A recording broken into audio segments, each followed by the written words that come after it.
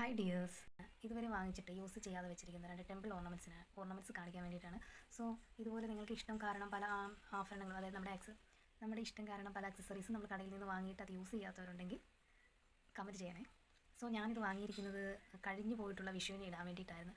എന്നാൽ ഞാനിത് യൂസ് ചെയ്തിട്ടില്ല. ഒരു ടെമ്പിൾ ഓർണമെൻറ്റ്സ് ആയിട്ടുള്ള എനിക്ക് ഏറ്റവും പ്രിയപ്പെട്ട ഒരു ലക്ഷ്മി മാലയാണിത്.